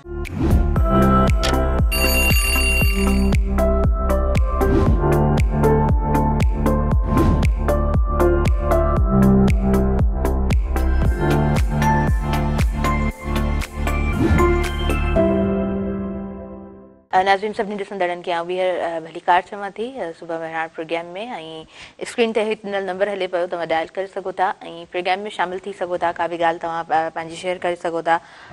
तव्हां वटि आस पास स्कूल्स जेके आहिनि उहे कीअं रन कनि पिया, या कहिड़ा कहिड़ा इंस्टीट्यूट्स आहिनि जेके हलनि पिया। जेकॾहिं अव्हां ॻोठनि में मौजूदु आहियो त यकीनन अव्हां स्कूलनि जे हवाले सां ॻाल्हि ॿोल करे सघो था त छा सहूलियात मौजूदु आहिनि, ऐं उस्ताद स्कूल में केतिरा अचनि पिया, या शागिर्द जेको आहे सो उन्हनि जो तइदादु केतिरो आहे, कहिड़ा मसइला आहिनि। ऐं जेकॾहिं का सुठी ॻाल्हि आहे त उहा बि ज़रूरु प्रोग्राम में ॻणाए सघो था। हीअ प्रोग्राम अव्हां जे लाइ ई आहे। हिन प्रोग्राम में कोशिशि कंदा आहियूं त अव्हांजो ई आवाज़ु अॻियां ताईं पहुची सघे, ऐं जॾहिं अव्हां साथ ॾींदा आहियो त पोइ यकीनन प्रोग्राम सुठो ऐं ख़ूबसूरत थी असांजे तमामु व्यूअर्स ताईं अॻियां पहुचंदो आहे। मौला अली अलैहिस्सलाम जिन जो कॉल मुबारक आहे त अव्हां जी जेका शख़्सियत आहे उनजी हुजण सां जेकॾहिं कंहिंखे ॾुख पहुचे थो, या उन तव्हांजी शख़्सियत जे मौजूदु हुजण सां जेकॾहिं कंहिंखे रंज पहुचे थो, त पोइ इंसानु काथो लॻाए सघे थो त असां पाण छा आहियूं। हक़ीक़त में यकीन मञूं था पाण सभु त इलाही जॾहिं प्रेशर बि हूंदो आहे, वर्कलोड बि तमामु घणो हूंदो आहे, ऐं तमामु घणा जॾहिं कमु हूंदा आहिनि त ज़हन माउफ़ थी वेंदो आहे कॾहिं कॾहिं। ऐं कॾहिं कॾहिं असां जेको आहे सो न चाहींदे बि असांजो जेको रिएक्शन हूंदो आहे, असांजा जेके एक्शन्स हूंदा आहिनि उहे असांजी शख़्सियत जे थी सघे थो ख़िलाफ़ु हुजनि, असांजो ॿियो साइड थी सघे थो। पर सम्झूं था पाण सभु इन ॻाल्हि खे एक्सेप्ट कयूं था त फ्रस्ट्रेशन जेका आहे, फ्रस्ट्रेशन कंहिं ते ॿिए ते न निकिरे। सो मौला अली अलैहिस्सलाम जो जेको ख़ूबसूरत कॉल आहे त अव्हां जी शख़्सियत ॿिए जी मुस्कुराहट जो सबबु बणिजे, गुड़नि जो सबबु न बणिजे। त नंढियूं नंढियूं शयूं, नंढा नंढा जेके कोर्स हूंदा आहिनि, ख़ूबसूरत जेके ॻाल्हियूं हूंदियूं आहिनि, इंसान खे ठाहिण जे लाइ ॾाढियूं वॾियूं हूंदियूं आहिनि। कंहिंजा ॿ लफ़्ज़ बि तव्हांखे ठाहिण जे लाइ तमामु वॾा हूंदा आहिनि, अव्हांजी शख़्सियत ठही पवंदी आहे। कंहिंजा ॿ लफ़्ज़ बि इंसान खे टोड़ण जे लाइ काफ़ी हूंदा आहिनि, तमामु वॾा उहे लफ़्ज़ बणिजी वेंदा आहिनि। या इहे ॻाल्हियूं पाण अक्सर ॿुधियूं आहिनि त इंसान जा जेके लफ़्ज़ आहिनि उहे बि इंसान जा ग़ुलाम ई हूंदा आहिनि। अव्हां जेसीं ताईं लफ़्ज़ अदा नथा कयो त लफ़्ज़ ग़ुलाम आहिनि, अव्हां अदा करे छॾियो था उन्हनि लफ़्ज़नि खे त पोइ यकीनन इंसानु उन्हनि लफ़्ज़नि जो ग़ुलाम बणिजी वेंदो आहे, ऐं कुझु शयूं वापसि कोन वठी सघंदियूं आहिनि। अव्हां जेकॾहिं कुझु लफ़्ज़ चई छॾिया त छा उहे लफ़्ज़ अव्हां वापसि वठी सघो था? कोन था वठी सघो। जेको वक़्तु इंसानु गुज़ारे आयो आहे, छा उहो वक़्तु अव्हां वापसि वठी सघो था? असां उहो वक़्तु वापसि नथा वठी सघूं। असां जेको पंहिंजो नंढपण गुज़ारे आया आहियूं, छा उहो वापसि वठी सघूं था? कोन था वठी सघूं। त ईअं ई इंसान जा जेके एक्शन्स हूंदा आहिनि, जॾहिं उहे एक्शन्स इंसानु परफॉर्म करे वेंदो आहे त पोइ उहे शयूं वापसि कोन अची सघंदियूं आहिनि। तंहिंजे करे ई चयो वियो आहे त सोची सम्झी इंसान खे पोइ ई ॻाल्हाइणु घुरिजे, सोची सम्झी तव्हां पोइ कोई एक्शन वठो, ऐं राइट टाइम ते सही वक़्त ते सही फ़ैसिला कयो। हर इंसान जे वस में इहा ॻाल्हि कोन हूंदी आहे। वक़्तु गुज़री वेंदो आहे, माण्हू पोइ सोचंदो आहे त असां फलाणी सिचुएशन में ही जेकॾहिं कयूं हा त पोइ इहो रिग्रेट बणिजी वेंदो आहे, इहो ज़िंदगी जो अफ़सोस बणिजी वेंदो आहे त फलाणे वक़्त में हीअं कयूं हा त इन जे लाइ ज़हन खे बि फ्रेश हुजणु खपे। अव्हांजो ज़हन जेकॾहिं फ्रेश आहे तव्हां सुठा फ़ैसिला वठी सघो था। ज़हन जेकॾहिं उन वक़्तु कमु नथो करे त ज़ाहिरी ॻाल्हि आहे असां सही फ़ैसिलो कोन वठी सघंदासीं। ज़िंदगी जा तमामु मामलात ऐं तमामु कम, तमामु मसइला, तमामु मसाइल, उन मां पंहिंजे लाइ वक़्तु कढणु, पंहिंजे ज़हन खे रिलैक्स रखणु, इहो बि ॾाढो वॾो फ़न आहे अॼु जे दौर में। त इंसानु जेको आहे सो तमामु कम बि करे रहियो हुजे, फैमिली खे बि सुठो टाइम ॾेई रहियो हुजे, पंहिंजे दोस्तनि खे भई पंहिंजे मुआशिरे में उथणी वेहणी हुनजी सुठी हुजे, वरी आख़िर में पंहिंजे पाण खे बि सुठो वक़्तु ॾिए। ऐं जॾहिं बि पर्सनल डिवेलपमेंट ऐं प्रोफेशनल डिवेलपमेंट ते कोई बि सेशन ॾींदी आहियां ऐं तमामु जॾहिं उते यूथ मेंबर्स मौजूदु हूंदा आहिनि त मां हमेशह चवंदी आहियां त जेकॾहिं पंहिंजो पाण खे असांखे संवारणो आहे, ठाहिणो आहे त पोइ सिंसियरिटी लाज़िम करार आहे अव्हांजे लाइ त असां पंहिंजो पाण सां सिंसियर थियूं, पंहिंजो पाण सां असां जेको आहे सो जेको डिसाइड कयूं था उन कम खे उन टाइम ताईं पूरो करियूं, पंहिंजे पाण सां सचाई करियूं त पोइ ज़ाहिरी ॻाल्हि आहे ॿिया कम आसानी सां करे सघूं था। अदरवाइज़ ज़ीरो निल असां कोन करे सघंदासीं जेकॾहिं असांजी सिंसियरिटी पंहिंजे पाण सां कोन आहे। ॿी हिकिड़ी पॉइंट मुंहिंजे ज़हन में आहे त कंसंट्रेशन। काफ़ी सारा स्टूडेंट्स जेको आहे सो हिन वक़्त में, कल्ह डॉक्टर साहब मुंहिंजे प्रोग्राम में मौजूदु आहे, डॉक्टर शाहनवाज़ दल, उन्हनि चयो त CSS एस्पायरेंट मूं वटि 2 अचनि था जिन हिकिड़ो अटैम्प्ट ॾिनो आहे 2024 में ऐं 2025 में हाणे उहे जेको आहे सो CSS एग्ज़ाम में अपीयर थींदा। उन्हनि जो मसइलो इहो आहे त हू कंसंट्रेट सही कोन था करे सघनि। सो ज़ाहिरी ॻाल्हि आहे, कंसंट्रेशन सही कोन आहे त पोइ अव्हां कंहिं बि एग्ज़ाम में नो डाउट अव्हां क्लियर कोन थी सघंदा। कंसंट्रेशन न हुजण जा मक़सद उनजे पोयां रीज़न थी सघनि था, वजूहात जिनखे पाण चवंदा आहियूं, त उहे ॻोल्हणियूं पवंदियूं त आया हिन वक़्त में असां जेको कमु कयूं पिया उते ई असांजो ज़हन न आहे त पोइ असां जेको आहे सो उनखे सुठे तरीक़े सां कोन निभाए सघंदासीं। ज़हन खे एक्टिव रखण लाइ बेहद ज़रूरी आहे त तमामु जेके अव्हांजा टेंशन्स आहिनि उन्हनि खे विसारणो पवंदो। बाक़ी जेके सोचूं इंसान जे ज़हन में हरूभरू अची घर करे विहंदियूं आहिनि उन्हनि खे पासीरो करणो पवंदो, उन्हनि खां पंहिंजे पाण खे आज़ादु करणो पवंदो। पॉज़िटिव सोचणु, पॉज़िटिव थिंकिंग रखणु पोइ ॾाढी ज़रूरी आहे। जेकॾहिं तव्हां पॉज़िटिवली शयुनि खे कोन था वठो, कोन था सोचो ऐं उन्हनि खे पॉज़िटिवली पंहिंजे उन एक्शन में कोन था आणियो त ज़ाहिरी ॻाल्हि आहे पोइ अव्हां जेको आहे सो तमामु जेके बि शयूं आहिनि उन्हनि खे उन फॉर्म में कोन आणे सघंदव। नाज़रीन, हिकिड़ा ॿिया बि ॾाढा ख़ूबसूरत लफ़्ज़ आहिनि अज़ीज़ शरीफ़ जा, त जेकॾहिं तव्हां दावा कंदा आहियो न, फॉर एग्ज़ाम्पल कोई इंसानु हूंदो आहे त अलाह तबारक व ताला सां मुहबत इंसानु दावा करे विझंदो आहे। ख़ैर इहे त तमामु वॾियूं ॻाल्हियूं आहिनि, मुंहिंजे करण जूं त कोन आहिनि, पर अॼु जेकॾहिं मूंखे स्पेस आहे त मां करियां पई। कॾहिं कॾहिं इंसानु अचंदो आहे त मां पंहिंजे रब सां ॾाढी मुहबत कंदो आहियां, त उनजे लाइ चयो वञे थो ईअं इस्लामिक बुक्स में ऐं कोटेशन्स में इहो कोट थियल आहे त पोइ तव्हां इंसानियत जी ख़िदमत कीअं करियो था, अव्हांजो रवैयो ॿियनि सां कीअं आहे, अव्हां ॿियनि सां कीअं उथो वियो था, अव्हां ॿियनि सां कीअं ॻाल्हायो था, इंसाननि जी ख़िदमत कीअं करियो था। ज़ाहिरी ॻाल्हि आहे हर इंसानु चाहींदो त असांजी पंहिंजी ज़िंदगी ऐं असांजा पंहिंजा तमामु जेके बि ज़िंदगी जा उहे ज़िंदगी गुज़ारण जे लाइ तमामु जेके आसाइशूं आहिनि उहे पूरियूं हुजनि। पोइ ई असां सेकेंड स्टेप खणंदा आहियूं, ॿियो स्टेप असां पोइ खणंदा आहियूं। ज़ाहिरी ॻाल्हि आहे, इहो हिकिड़ो माना बेसिक रूल आहे। जेकॾहिं असां वटि कुझु कोन आहे त असां ॿियनि खे कीअं कुझु ॾेई सघूं था, पर जिथे जिथे बि इंसानु पूरो पइजी सघे ऐं सम्झे इंसानु त मां हिते निभाव करे सघां थो या निभाव करे सघां थी, उते पंहिंजो रोल ज़रूरु अदा कजे। उते पंहिंजो रोल अदा करणु ॾाढो ज़रूरी हूंदो आहे। काफ़ी अहिड़ियूं ऑर्गनाइज़ेशन्स आहिनि जेके पंहिंजी मदद पाण तहत तमामु घणो सुठो सर्व करे रहियूं हूंदियूं आहिनि, पर हुन में कॉन्ट्रीब्यूशन कंहिं हिकिड़े इंसान जो कोन हूंदो आहे। ज़ाहिरी ॻाल्हि आहे उहा टीम हूंदी आहे, मिली जुली जॾहिं सभु गॾु कमु कंदा आहिनि त पोइ सुठे तरीक़े सां उहो सर्व करे सघंदा आहिनि। मां अॼु पंहिंजे प्रोग्राम में पंहिंजी हिकिड़ी दोस्त खे यादि कंदसि ऐं मां चाहियां थी त उनखे यादि बि कयां। अचानक मुंहिंजे ज़हन में हुनजो नालो आयो आहे, बेनज़ीर शेख। उनखे जॾहिं बि स्कूल में कॉलेज में मां ॾिठो त हमेशह जेको आहे सो पंहिंजे ई एक्टिविटीज़ में मगन, पंहिंजी एक्टिविटीज़ में मसरूफ़ हुनखे ॾिठो। उनखां पोइ उन जेको आहे सो हिकिड़ी ऑर्गनाइज़ेशन उनजी पाण CEO आहे, उन ऑर्गनाइज़ेशन जो उन बुनियादु रखियो ऐं अॼु उहो ॾाढो सुठो कमु करे पई। उनजी तमामु जेके बि टीम मेंबर्स आहिनि ह्यूमैनिटी खे उहे सर्व कनि पिया ॾाढो सुठे तरीक़े सां।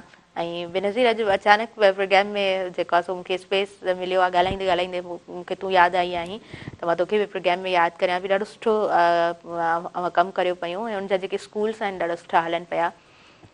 फ्री में हू स्टूडेंट्स खे सुठे तरीक़े सां पढ़ाइनि पिया ऐं उन्हनि जूं तमामु ज़रूरियात आस पास जा जेके बि सुठा माण्हू आहिनि उन्हनि जो साथ उन्हनि सां मौजूदु आहे त सुठे तरीक़े सां उन्हनि जा स्कूल्स हलनि पिया। सो अहिड़ा मिसाल असां वटि घटि आहिनि पर मौजूदु ज़रूरु आहिनि जेके पंहिंजी मदद पाण तहत कुझु स्टेप खणनि था ऐं पंहिंजो कमु कनि था। अच्छा, हक़ीक़ी ज़िंदगी छा आहे? हक़ीक़ी ज़िंदगी मां सम्झां थी त ॿियनि जे कमु अचणु आहे। हर इंसानु पंहिंजे लाइ त उहा ई ॻाल्हि त पंहिंजे लाइ सभु को करे रहियो हूंदो आहे, हर कोई पंहिंजे लाइ जी रहियो हूंदो आहे, पंहिंजनि जे लाइ जी रहियो हूंदो आहे, पर ॿियनि जे लाइ जीअण ॾाढो मुश्किल बि आहे, ॾाढो हार्ड टास्क बि थी सघे थो, पर कंहिंजे लाइ ॾाढो आसानु हूंदो, ॾाढो सुठो हूंदो ऐं उन इंसान खे उन मां ई राहत मिलंदी हूंदी, उतां ई हुनखे उहा इंस्पिरेशन मिलंदी हूंदी। सो अहिड़ा मिसाल असां वटि घटि ज़रूरु आहिनि पर मौजूदु ज़रूरु आहिनि। नाज़रीन, उन खां अलावा जेकॾहिं असां किताबनि जी ॻाल्हि कयूं था, भई तमामु सुठाइनि जी ॻाल्हि कयूं था त किताबु मौजूदु आहे मुंहिंजे हथ में ऐं हीअ जेको आहे सो कुझु लाइन्स आहिनि जेके मां तव्हां सां शेयर करणु चाहींदमि। शाइर लिखियो आहे त लफ़्ज़नि खे बसि तेज़ थियण में देरि न लॻंदी, जुमिलनि खे के झीर थियण में देरि न लॻंदी, माण्हूअ खे माण्हू बणिजण में वक़्तु लॻे थो, माण्हूअ खे माण्हू बणिजण में वक़्तु लॻे थो, माण्हूअ खे ख़ंज़ीर थियण में देरि न लॻंदी, हिर्स हवस ऐं लालच जी बसि टेक हुजे, आदम खे तस्खीर थियण में देरि न लॻंदी। इहे ॾाढी ख़ूबसूरत लाइन्स आहिनि ऐं प्रोग्राम खे वधीक नाज़रीन पाण कंटिन्यू कयूं था। वक़्तु शॉर्ट कमर्शियल ब्रेक जो ब्रेक जी तरफ़ वधूं था, वापसि अचूं था अवां जे पंहिंजे प्रोग्राम सुबुह मेहरान में।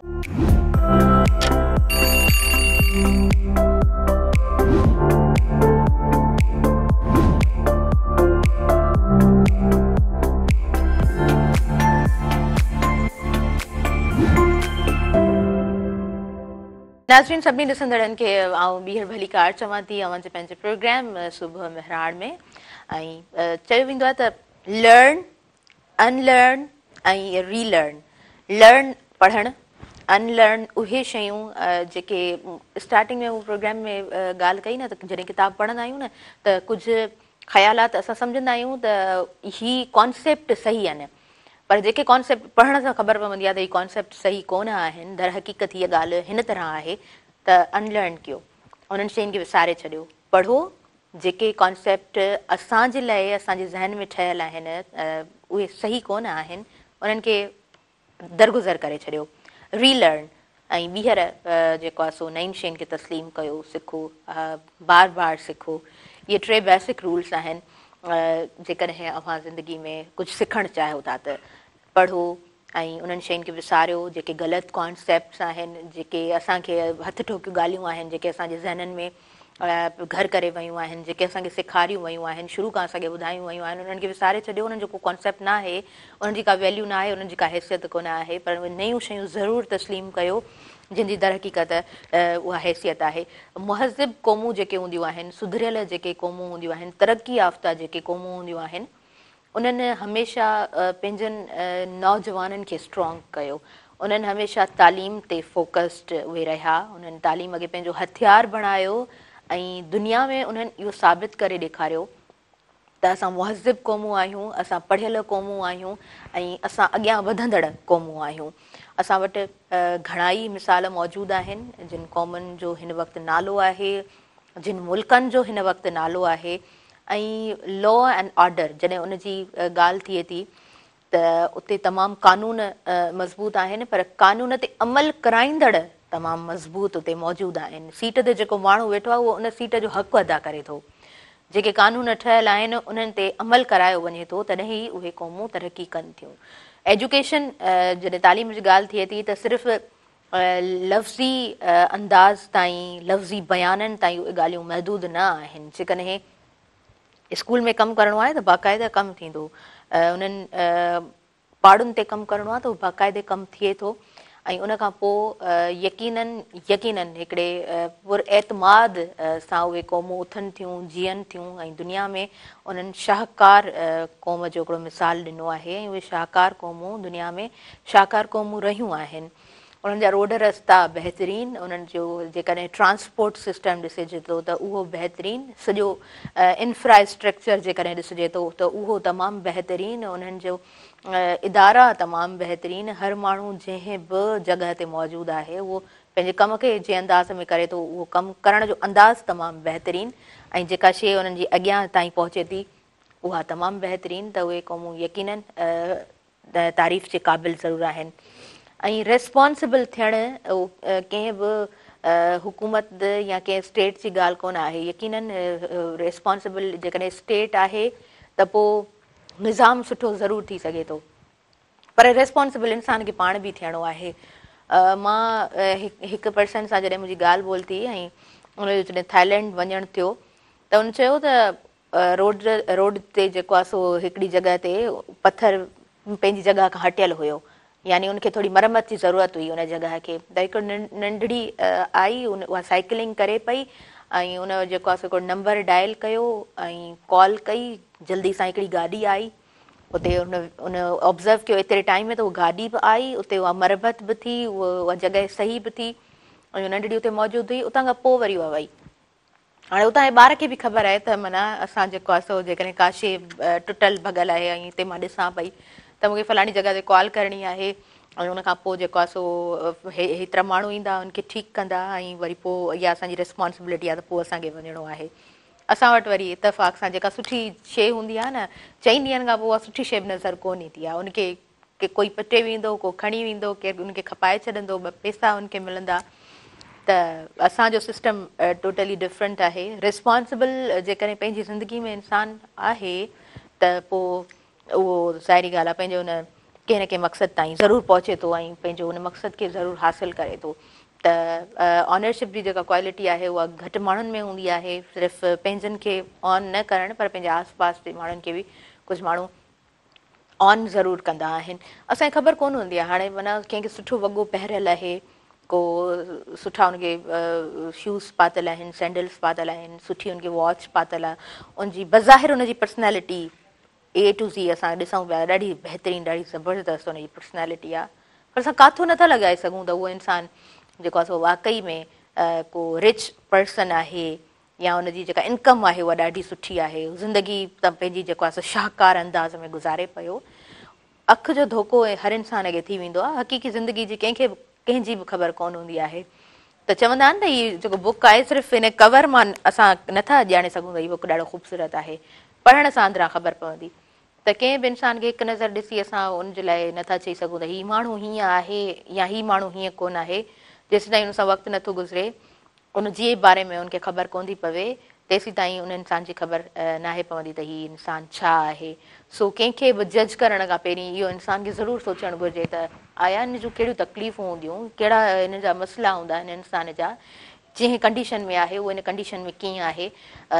मां जॾहिं महमूद मुग़ल साहिब सां मुंहिंजी ॻाल्हि ॿोल थी त उन्हनि चयो, मुंहिंजो हिकिड़ो शागिर्द जंहिंखे मूं थोरो दड़को ॾिनो, मुंहिंजो हीअ छा तूं ड्रेसिंग करे घुमंदो ऐं कहिड़े स्टाइल हूंदो आहे तुंहिंजो, त ॿिए शागिर्द मूंखे ॿुधायो त साईं हीअ जेको आहे सो पढ़ाईंदो आहे, ट्यूशन्स पढ़ाए करे पोइ पंहिंजे पाण खे पाले पियो, हिकिड़ो वॻो मटाईंदो आहे, वरी उनखे जॾहिं वॉश कंदो आहे त वरी ॿियो वॻो पोइ पाए थो, ॿ ई सूट उन वटि आहिनि, हिकिड़ो पाए थो त हिकिड़ो धोए थो।